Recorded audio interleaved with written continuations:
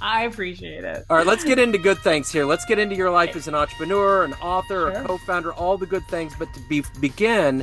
5 years ago, this pandemic, we were a month in. We didn't know what Yeah. was going on. It was totally changed our lives. How much of living through that has reverberated into your work and what you do today? Oh my God, that's such a juicy question. In so many ways, actually. So it was really interesting because in my company, Profitable Impact Academy, one of our main marketing, kind of activities was hosting in-person events. Yeah, And so when COVID hit, it was such a huge, like it was really scary, right? But also it really forced us to be innovative and we pivoted really fast into virtual events. We were doing virtual events while other people were still like waiting. They were like waiting it out to see what was going to happen, right? yeah, And it absolutely blew up our business. We started to get like a far broader reach international. In fact, we had people coming in the middle of the night from overseas to come and attend our events. And so it really pushed us into innovation, to being at the front of the pack, and it grew our business significantly. And we really maintained that online presence. And it's really interesting because one of our goals this year is to actually like reconnect back into our local community yeah. now that live events are happening and things are more stable, because there really was probably a 4 or 5 year time frame where events still weren't happening because people were uncertain or they had just gotten so used to being virtual. So it's really interesting to see. We actually just hosted, we do a 2 day event called Profitable Speaker Bootcamp, and we just relaunched it in person like a couple weeks ago. We just did it, and it was so fun. It was phenomenal. We had an amazing outcome. It was a 6 figure event for us. We use it to invite people into one of our programs. But it was so cool just to be back in that energetic space of in person, because virtual is amazing and in person is amazing, right? So that definitely reverberates through our business even now, because we learned so much about being online Yeah. and hosting online events and making people feel like they're still in a safe space, even though they're in a virtual container, which for a lot of people at the beginning was really different Yeah. and it had a lot of uncertainty. I was actually just telling someone the other day, it was so funny when we started doing online events. The first half hour was just teaching people the tech of Zoom. Like, Yeah. here's how you put your virtual hand up. Here's how you mute and unmute. Here's how you turn your video off so you don't take us with you into the washroom. We don't want to see Uh-huh. you in there, right? Yeah. So it was so interesting. That was a huge part of it. But now most people are just so used to Zoom, they have figured most of that out. So we don't Yeah. have to do much of that. But yeah, it still impacts our business now. And you see it a lot. And unfortunately, a lot of businesses didn't make it through COVID. Those ones that didn't step into the pivot and the innovation and just tried to stick with the old ways of doing business. Yeah. So let me ask you this. Let's get to the heart and soul of what you do on a daily basis. And to do Sure. that, kids always help. I'm going to put you in front of a bunch of fifth graders, career day. One of the Yeah. kids is like, "Hey, what do you do for a living?" How do you Sure. answer them? So I am a marketing and business strategist, but I specialize on selling from stage. I love helping entrepreneurs really step into the power of their stories and their message to get in front of more people faster. Because I know there's a lot of people out there teaching social media, and social media is amazing, but it's more of a long game, especially when you're new. So putting yourself out there, being vulnerable. I know being on stage is really scary for a lot of people. They say they'd rather die than do any kind of form of public speaking, but it's really cool when you take people through like a really systemized process of, this is how you deal with your fear. This is a system that you can use, our profitable signature talk system, to take people through the journey in under 2 hours, Yeah. so that they self-identify and say, yes, like, you're the person I've been looking for. I want to work with you. Tell me the next step. How do I make that happen? So that's one of the things I specialize in. And then I'm also a tech nerd. So funnels, websites, fire me up. But I'm kind of stepping away from that. We spent a couple of years really focused with people on funnels, and now we're stepping back into that. I feel like people have been hiding behind their screens, and I Yeah. really want to give them those like nudges to be courageous and get back in front of people, because it's really amazing. In marketing, they talk about how it's not just 7 touch points anymore. We're talking like 22 touch points for people to decide to work with you. But if you get in front of them in a room, you can make that happen in 90 minutes or less. Yeah. And my 2 day event just last week or a couple weekends ago proved that. We had so many people come join us in our high ticket program that had never worked with us before and had maybe only met us at a couple networking events and didn't really know a lot about us, right? So it can be such a transformational journey for yourself, but also for your clients when you just get in front of them, be that one person at the front of the room, Yeah. instead of doing like 40 coffee dates from a networking event or something like that. That's the irony of living through that COVID period. We were so technologically in touch, but we realized how important it was to have that human connection, person to person, Absolutely. you know? Absolutely. So, what did you want to be when you were a kid? What was your dream in the fifth grade? What did you want to grow up and become? I was like one of those rare kids where I had no idea. I had Okay. no concept. Yeah. I think for a little while, I thought I really enjoyed creative writing and I thought I wanted to be an author. And I got published in my local newspaper, and that was like the best day of my Oh, whole yeah. life. But I became a mom at the age of 14. And so for me, that really changed the kind of the path I was on. I chose the hard path. So I kept my son and I moved out on my own away from my mom when I was 16. And so all my goals at that point then became focused on, creating financial stability, finishing school, making sure he finished school because I really wanted him to be successful and contributing member of society. And so a lot of my time and focus became very different than what it gets to be for a lot of teenagers, right? I wasn't, out doing crazy things, and I didn't get to be silly and foolish. I was responsible and far more mature for my age, was what all my teachers used to say. And so I really went off on this path of like, you do what you're told you should do. Finish high school, go to university, get a good job.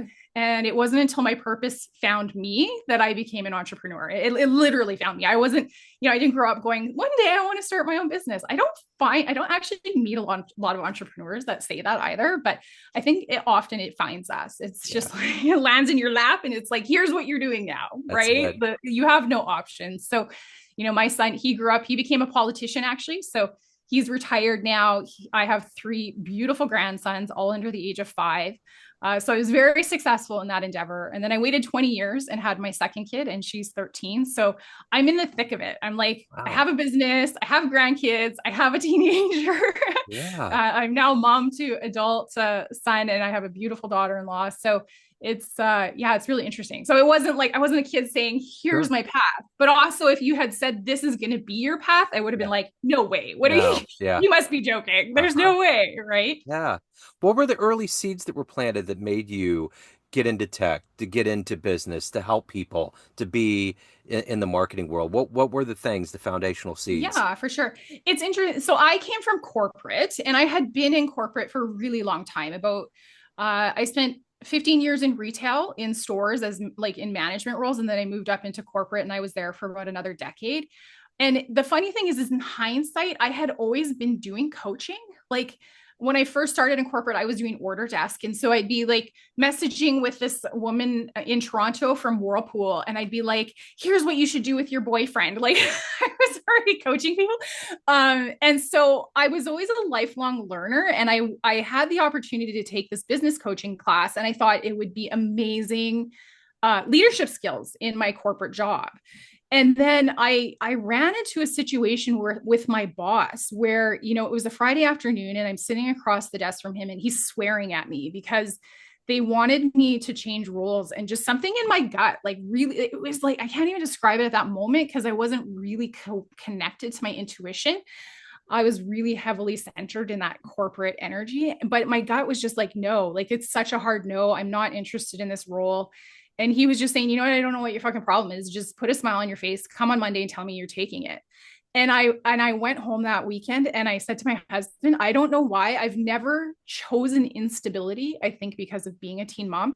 But in that moment, I was like, my only option is to leave. Like I'm no longer interested in the upward corporate ladder path. And I don't know why, but I just kept hearing a voice in my head over and over again saying, if the door closes, there's a window open. You just have to find it and crawl through. Yeah.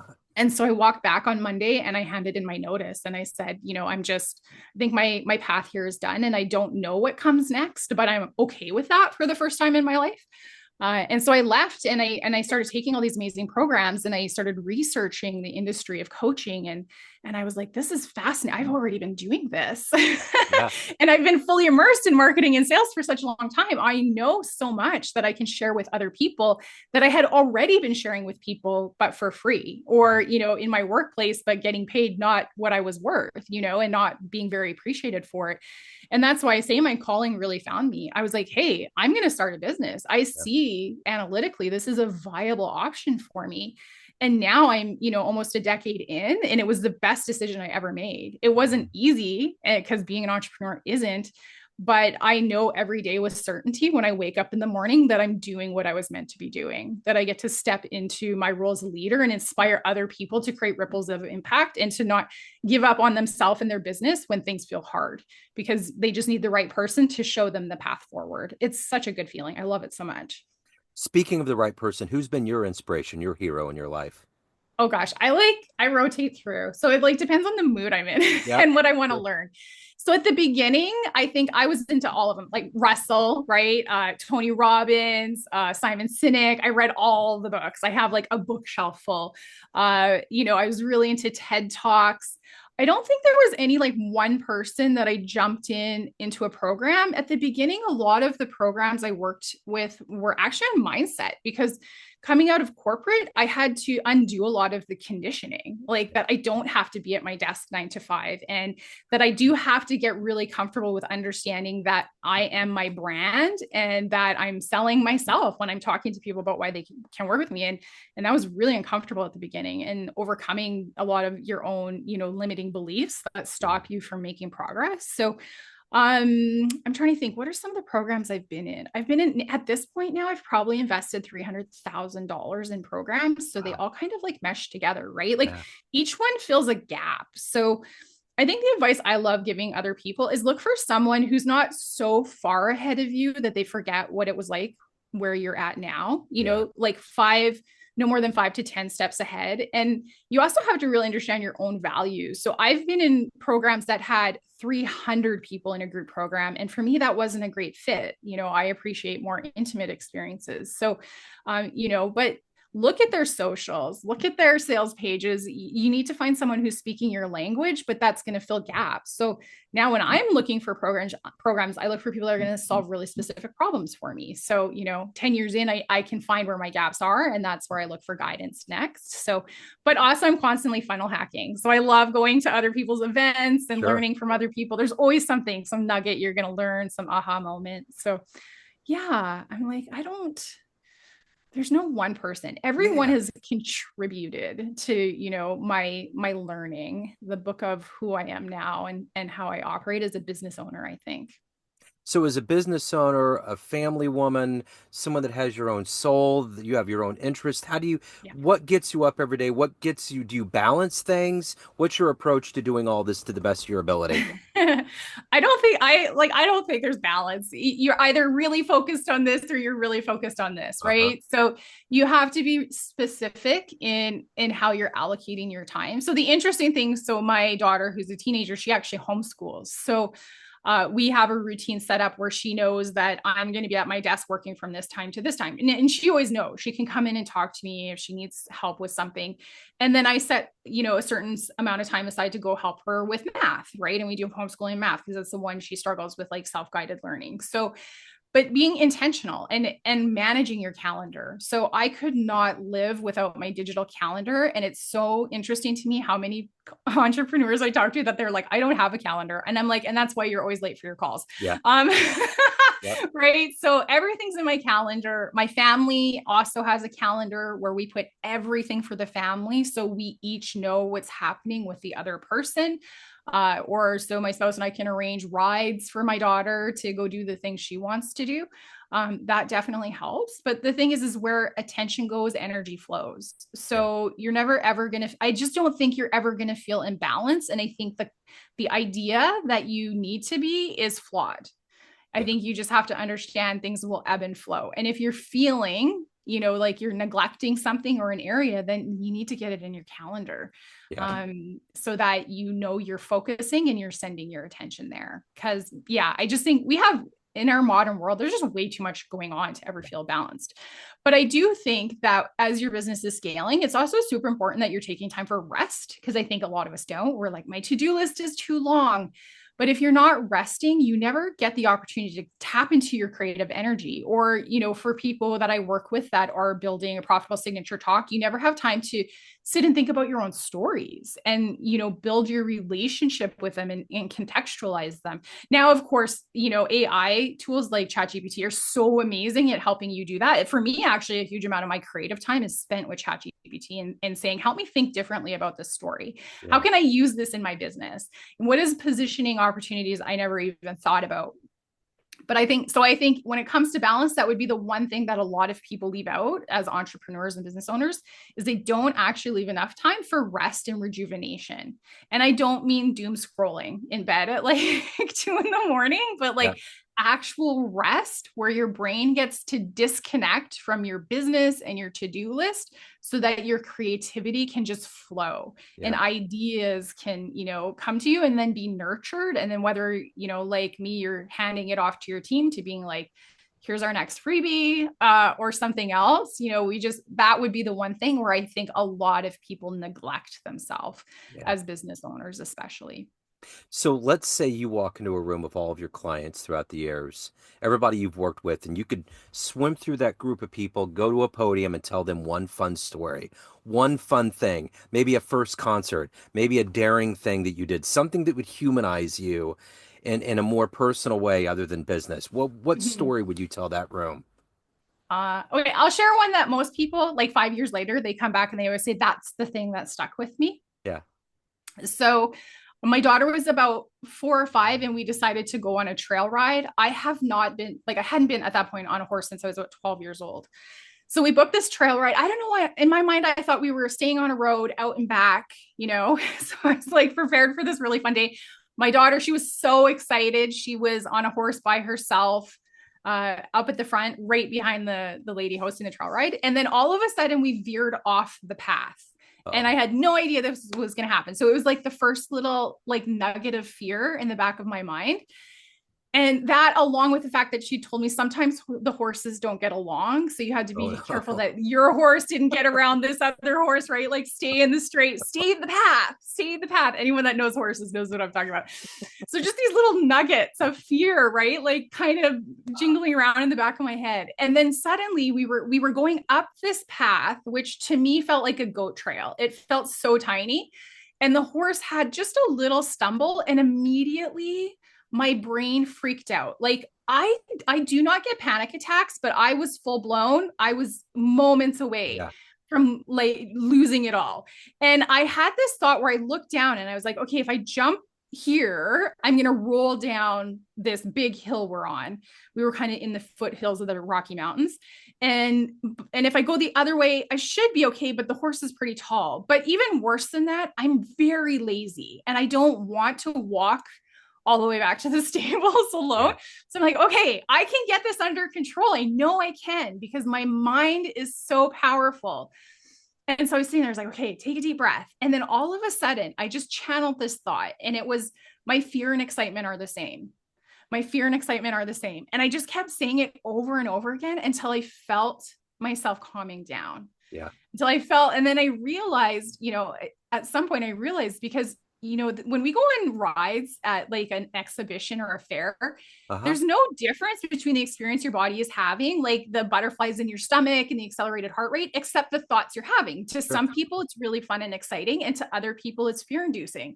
So I now know if I can take control of those thoughts in any situation, whether I'm ready to walk on a stage and I'm feeling nervous and afraid, or I'm having a sales call with someone that is really high ticket, and my brain is creating those little nuggets of fear. No matter what, I can take it back under control. So I always share that with people and say, I invite you to use this in those moments where you're feeling afraid and borrow my confidence. Just take it and use it as long as you need it. And I love sharing that because I just 2 weeks ago, someone came back and said, of all the things you taught me when you were my coach, it's been 5 years. And that's the thing that always comes to my head. My fear and excitement are the same. I That's can step great. into any situation and be brave no matter Yeah. what. That's So that's great. A few years ago, my son he's a teenager and he's on the yeah, spectrum, and he's always been fascinated with this kind of bungee swing thing at the yeah. amusement park. And he brought his friend. they're getting in, they're getting all geared up, and I'm just sitting there filming and laughing and waiting for it. And all of a sudden he freaks out. They flip him up. His body goes like this, and he just starts screaming, "I can't do it! I can't do it!" I'm like, "All right, I can't let his friend do it alone, and he needs this father figure moment." So I go over there, and I remember as they were pulling us back, and I was okay. I Yeah. get into the daredevil stuff, so I was like, Yeah. I got it.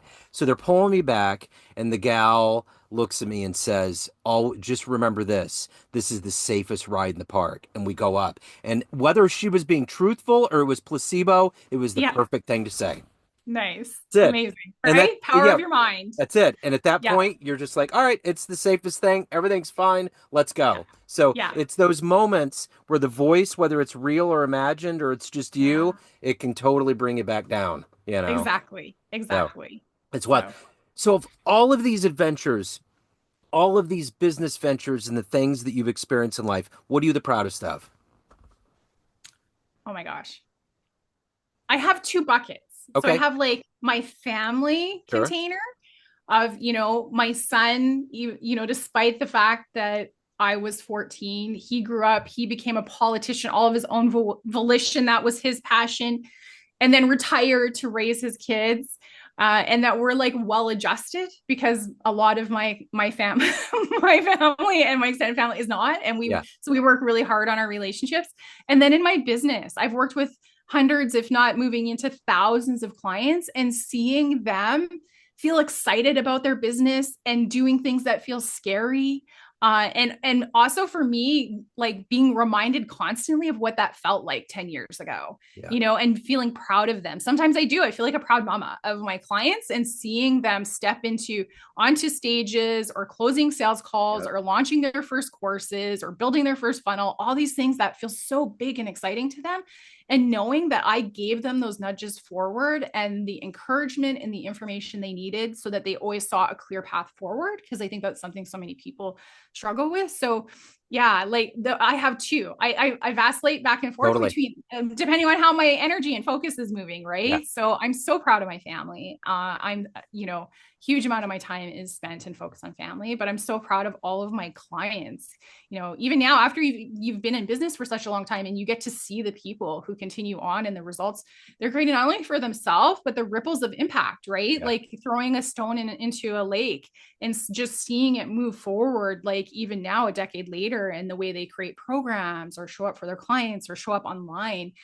It's such an amazing feeling to know that because I have so many crazy stories, I've almost died twice, to see that will be the legacy that I've left behind when I'm gone, and that all of those people have been impacted by just me making that choice, almost a decade ago, to say, here's my notice to my boss, right? I never could have foreseen all of these amazing things that would happen for myself and my clients coming out of that one big decision. yeah. And that I took the courage to just say, this is not my path any longer. And even though I don't know what's next, I'm just going Right. to step into it bravely, right? That's it. So at the Yeah. end of the day, Kim, everyone has a perception of you, family, friends, clients, everyone that knows Yeah. you, but you run the show. What's your Yes. perception of you? Who do you think you are? Oh my gosh. I think I am a leader first. I think I am a nurturer of the people that I love and care about, whether it's clients or my family. I believe I'm someone who's making a difference. And it may not be on huge stages, because every change starts with your local community and the people that you impact. And I step into that so passionately. And I think that's more than anything, someday when my obituary is out there, that's the things I want people to remember me about. It's not the funnels and the tech. I'm a Yeah, techie nerd, that's cool, but yeah, it is truly those ripples of impact, and that I was an impact maker out in the world, passionate about making it better yeah. for people, Absolutely. yeah. Yeah, I love that answer. So if anyone wants to hire you, reach out. Any of the good business, any of the good work you've done, where do they go? Yeah. So they can go to our website, profitableimpactacademy.com, and you can book a call on there. We have some resources, previous courses.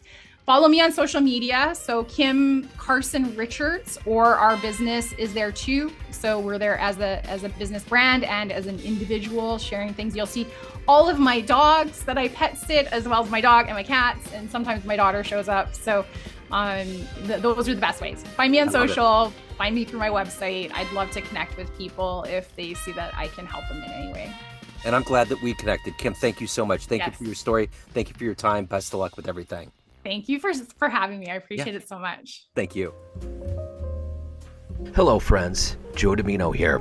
I just wanted to let you know that after 30 years or so, I have finally released my first book of poetry through the mighty Spartan Press here in Kansas City, Missouri. As the creator and host of both Neon Jazz Radio and the Famous Interviews with Joe Dimino podcast, along with being a visual artist, I'm ready to embark on a new adventure and want you to be a part of it. You can get a copy online via Barnes & Noble, Amazon, and actually on the streets in Kansas City at the great Prospero's bookstore off 39th Street.